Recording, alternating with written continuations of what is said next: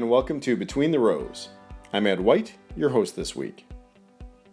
Today we'll hear about a special edition of an academic journal that looks back on 1 year of the pandemic and how Canada's farmers and food industry have fared. We were reading and hearing a lot of opinions about thoughts of what might happen from voices that we didn't frankly think were either being genuine in their claims or perhaps misinformed. So we were concerned with some of the narratives that were coming out, calling for big transformational changes that a lot of us thought either were not necessary and worse, perhaps even worse, irresponsible. We'll get an update on crop prices and the outlook from Markets Farm. When it was hot and dry, we saw canola pushing up higher and higher. And when we've had this rain, we've seen a canola come down. But first, a word from our sponsor. Part of being a farmer is being an accountant, and a mechanic, and a chemist. You have lots on the go. So FarmLink makes your grain marketing go further. We help you reach your financial goals with calculated sales decisions. No bias, just solutions and results. Plus, with our new app GrainFox, we bring every opportunity right to your fingertips. Literally. Start seeing the returns that'll get your family ahead. You've earned it. FarmLink. Your work is worth more. Get started at farmlinksolutions.ca. Before I go on with the rest of the program, I just wanted to congratulate thousands of farm families across this country who are now graduating, essentially, from a school year in which they did weeks sometimes or months of homeschooling they never thought they would have to undertake. I've been doing that a bit myself with my 3 kids who've spent over this last year, 15 months at home learning digitally, requiring parents to often check in on them to make sure everything's working, that the Wi-Fi's up, and doing that on top of all of us working away at our jobs and trying to go on, and with farmers trying to put in crops, trying to take off crops, and doing this all in the midst of a pandemic. So for all of us who have kids who now will actually get some summer holidays and not require us to be chasing them to get their homework done, congratulations, and I'm going to call it a happy graduation.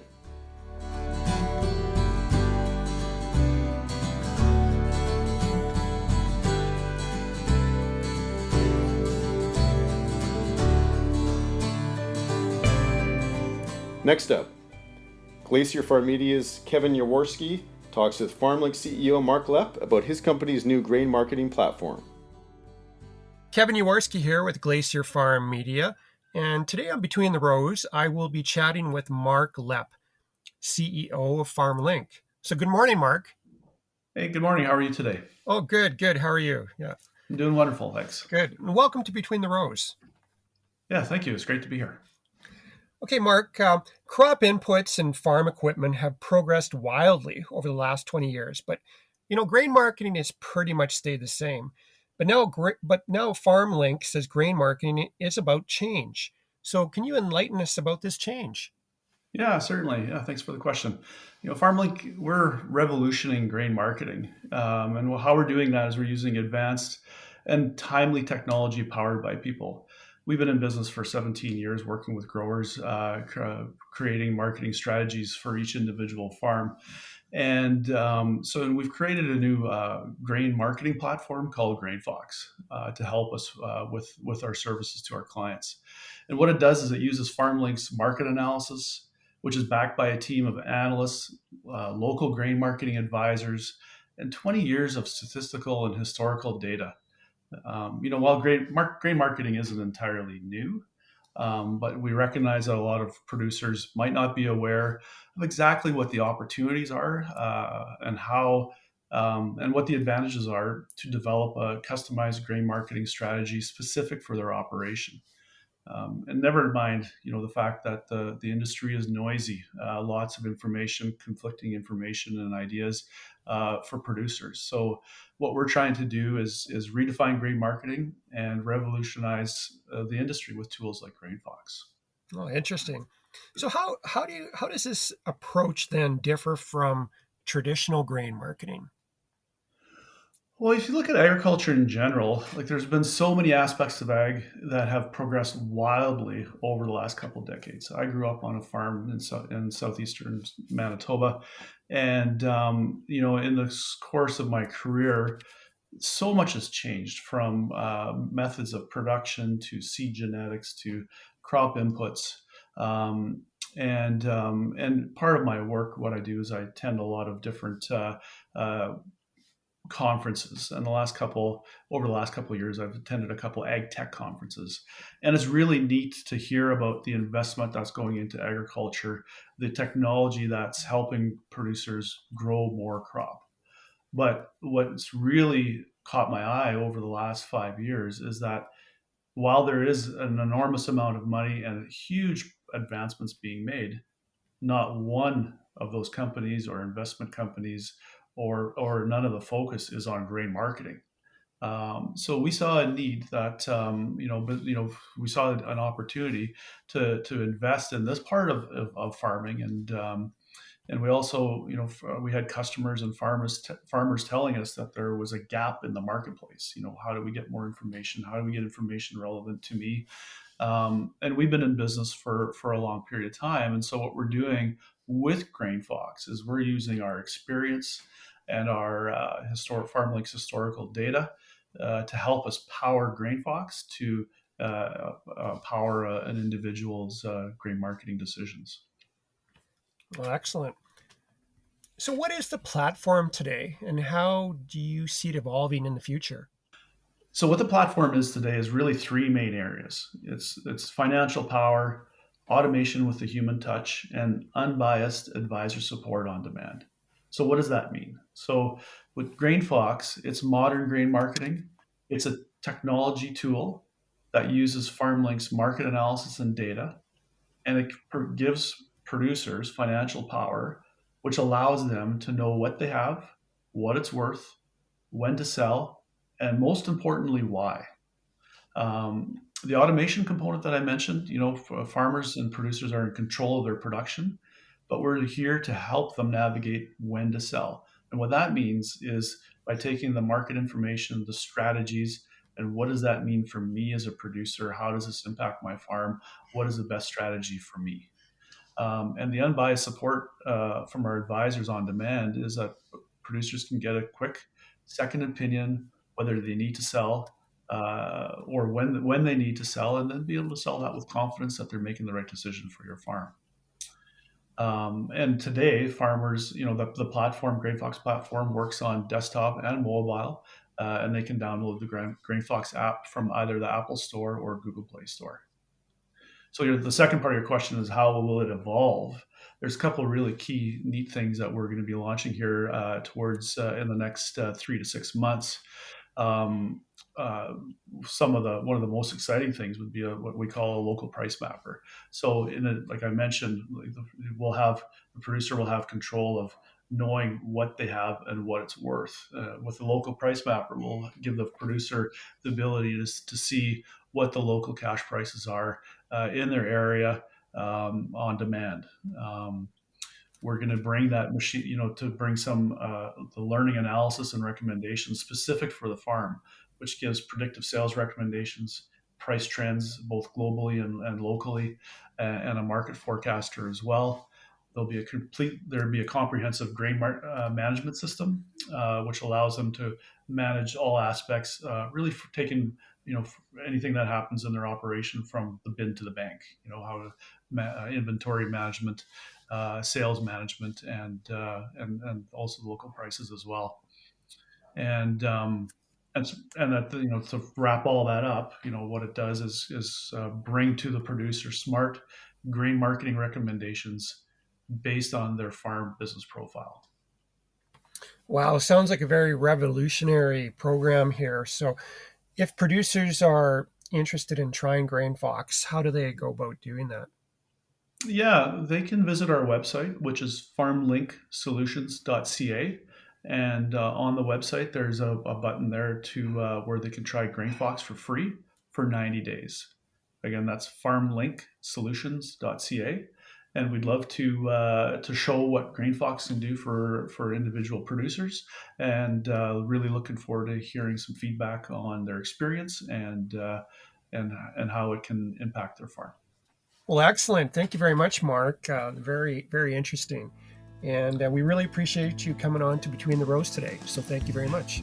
Yes, thank you very much, Kevin. I really appreciate the opportunity. Thank you.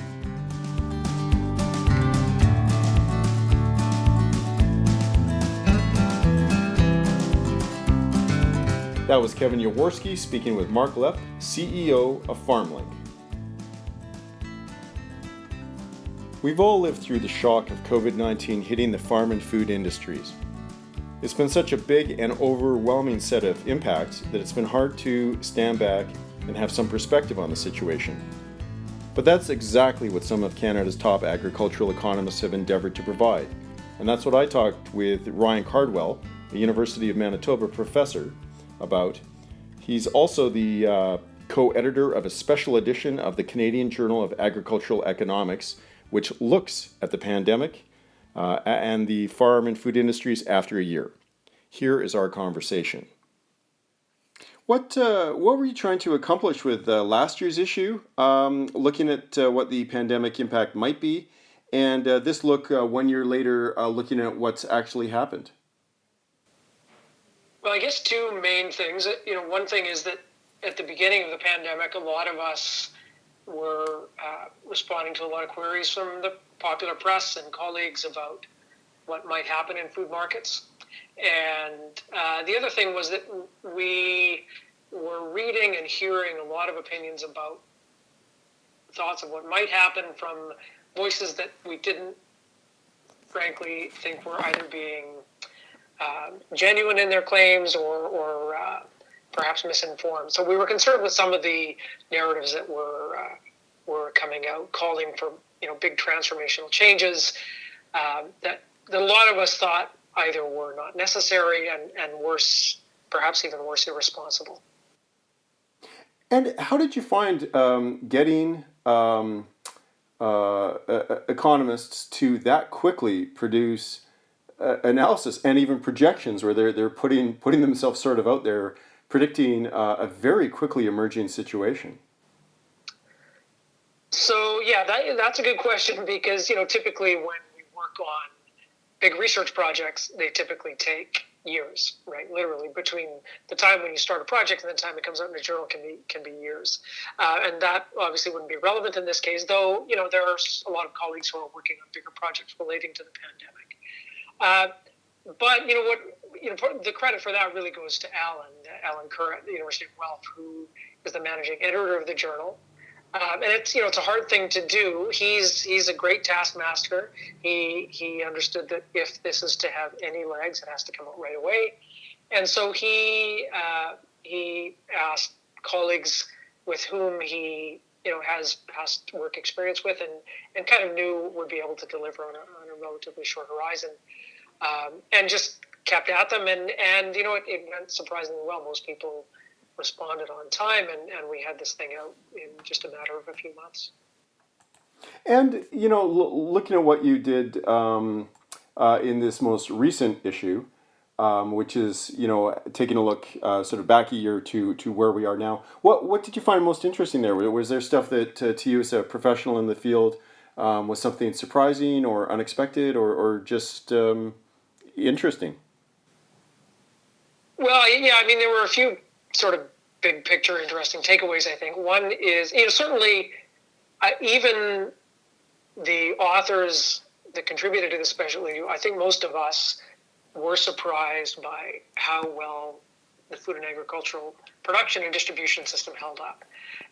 In the first issue, a little over a year ago, we were certainly not convinced that the sky was going to fall, as some commentators were, but the obstacles and the challenges that did emerge were dealt with even faster than a lot of us thought they might be.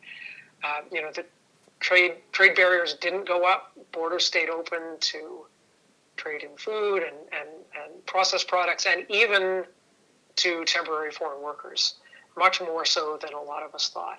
And consumer prices stayed very stable. In fact, food price inflation during most of the pandemic was actually below the rate of what it was the year before.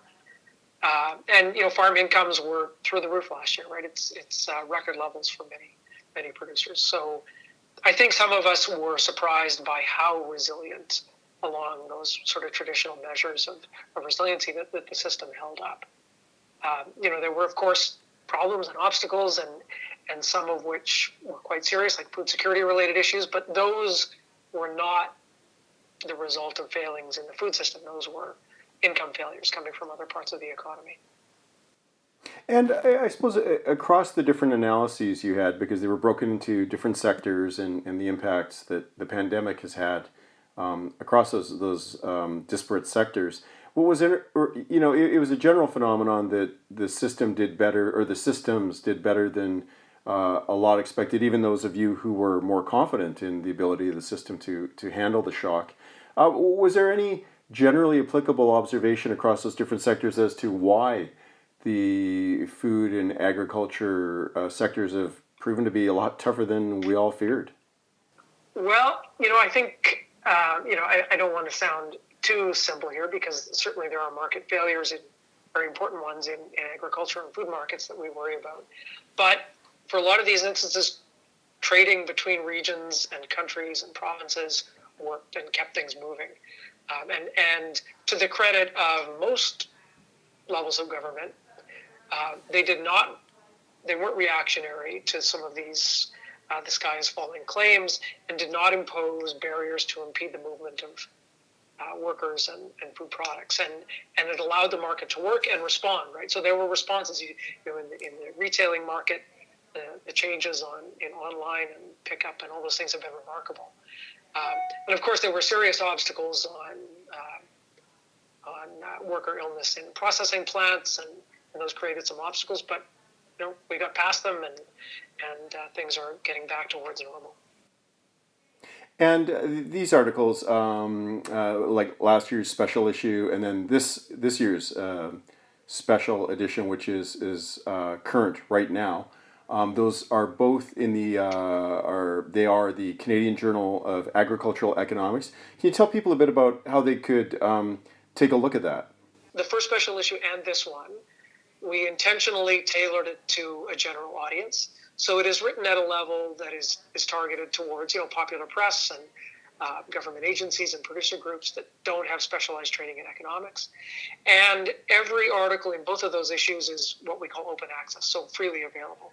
So you can get all of these articles on the Canadian Journal of Agricultural Economics website just by clicking, and you can open it as a PDF or just read it online for no charge. Well, thank you very much for joining us today to talk about this. Sure, you're welcome.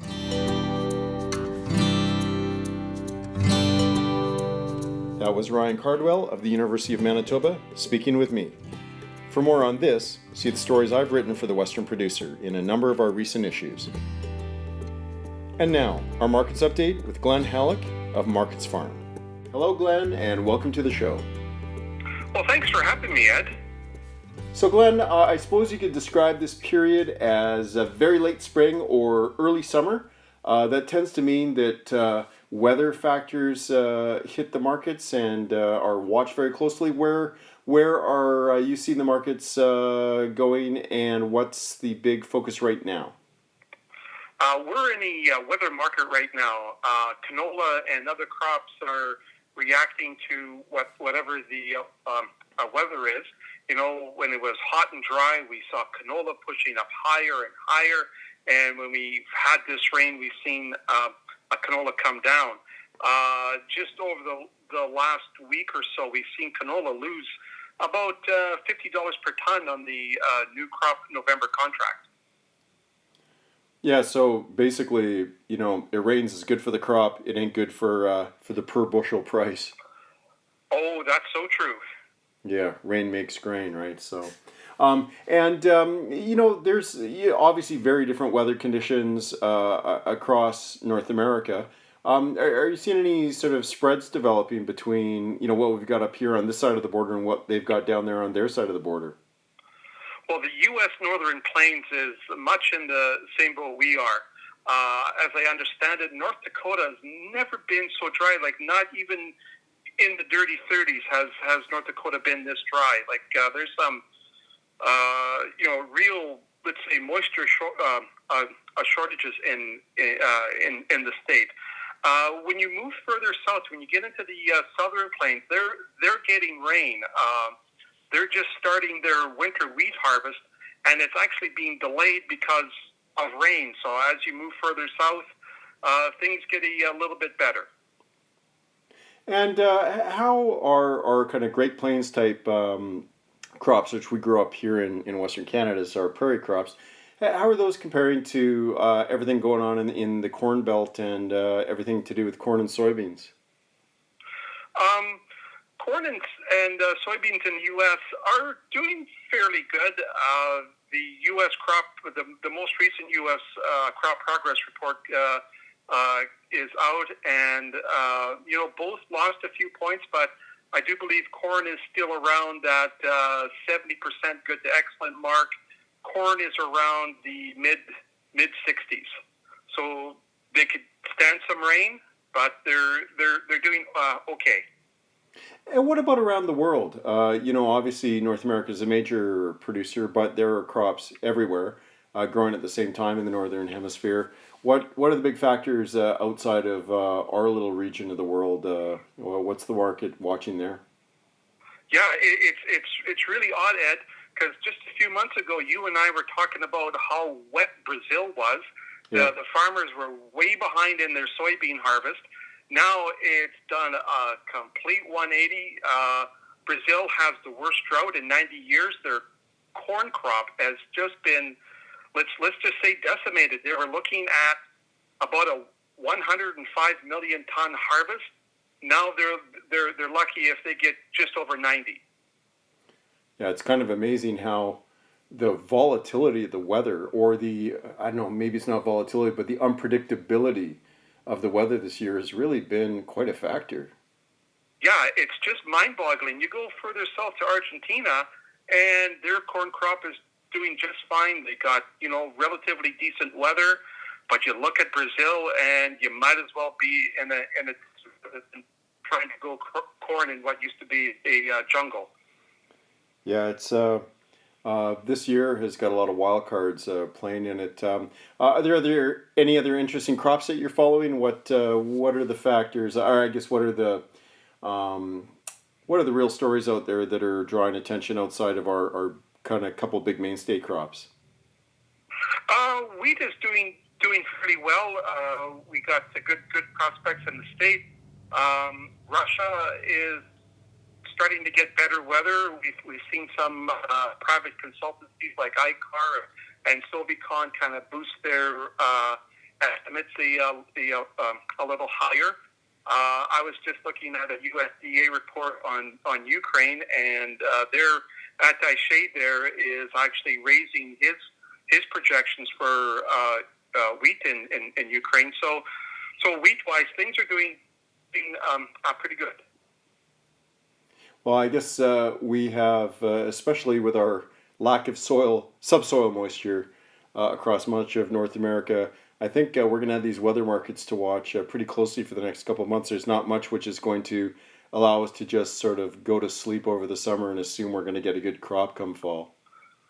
Yeah, we've had some pretty decent rains, but until those moisture reserves build back up, the rain we've had, we hit a stretch of hot weather, and we're back to seeing canola prices jump up because everything is just too dry again. Yeah, I guess it leads to exciting times and something worth watching. So, well, thanks very much, Glenn, for catching us up on the markets today. I appreciate your time. Well, thank you, Ed. Happy to take part. Glenn Halleck is a reporter with Markets Farm. This is Between the Rows.